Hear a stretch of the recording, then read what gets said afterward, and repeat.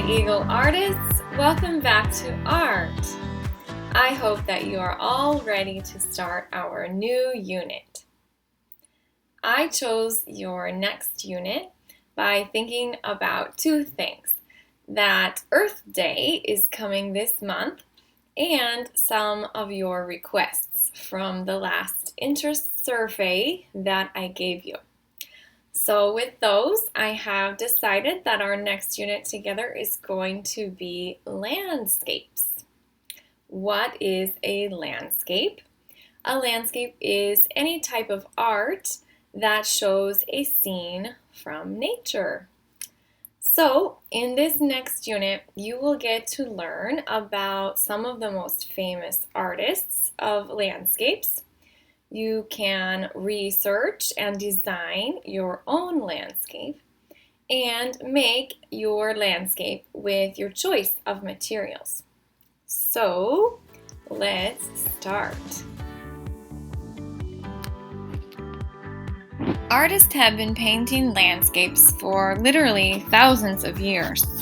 The ancient Chinese people are believed to have been some of the first to focus on making landscapes as an important cultural art.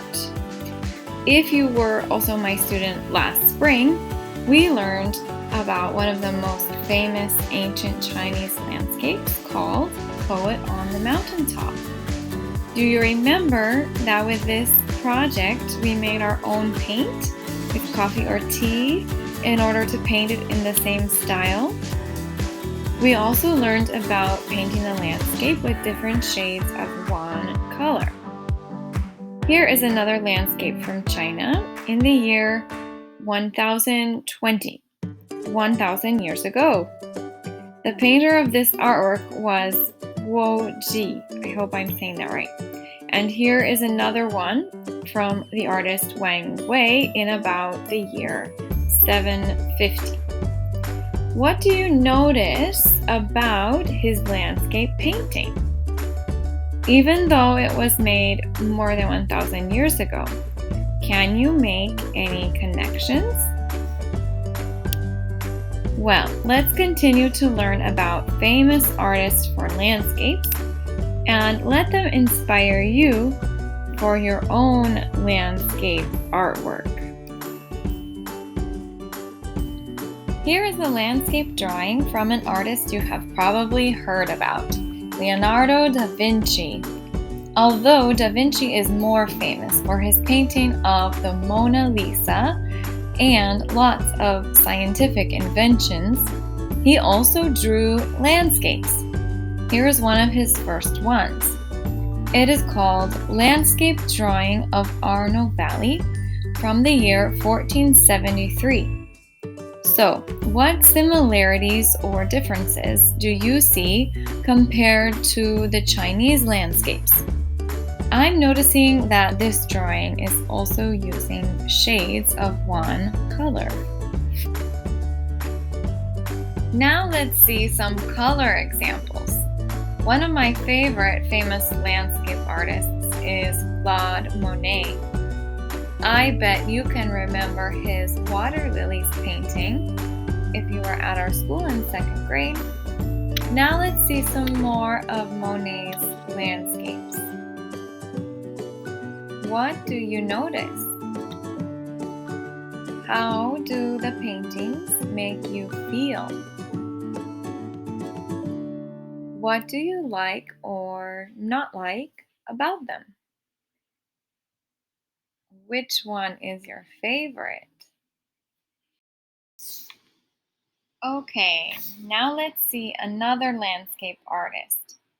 This artist is special to me because he was from Iowa, like me. His name was Grant Wood. His most famous painting is actually a double portrait.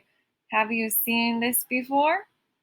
It has been copied and parodied so many times. But besides this American Gothic painting, Grant Wood used to paint a lot of landscapes. So, what do you notice about these landscapes? What do you like or not like? What questions do you have about them? By looking at these landscapes, you can also get an idea of what the countryside in Iowa looks like. Okay, so the next artist landscapes that I'll show you today is one who I think you'll really enjoy. Her name was Georgia O'Keeffe. You may have seen her flower paintings before. Georgia O'Keeffe lived in New York, but every year she traveled to New Mexico to paint the land there because she loved the mountains. After her husband passed away, she moved to New Mexico and stayed there painting for the rest of her life. What do you think about Georgia O'Keeffe's landscapes? How do they make you feel?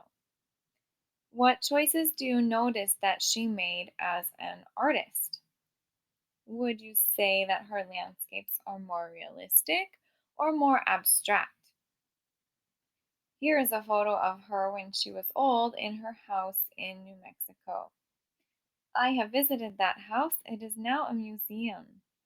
It was cool to see where she lived and painted.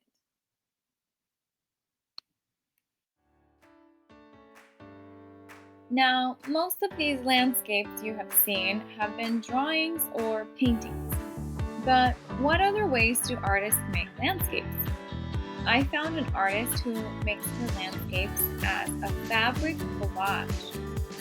Her name is Dr. Aruna Many. She cuts up pieces of fabric, cloth in the colors she wants, and puts them together to make the landscape scene. How creative! I can imagine that some of you could try this strategy, but maybe with papers. How else have artists made landscapes but without paint? The options are endless. Here is a fun one from a British artist named David Hockney. He made it out of photos put together like a collage. He made that one in 1986. What do you think of his strategy? What connections can you make here? The last one I will share today is an artist who makes her landscapes out of plasticine. Her name is Barbara Reed. She spreads and shapes the plasticine on a background to make landscapes that pop out. I bet some of you would like to try this. Can you tell that her artwork is actually 3D? Well, now you've had a chance to see some nice landscapes.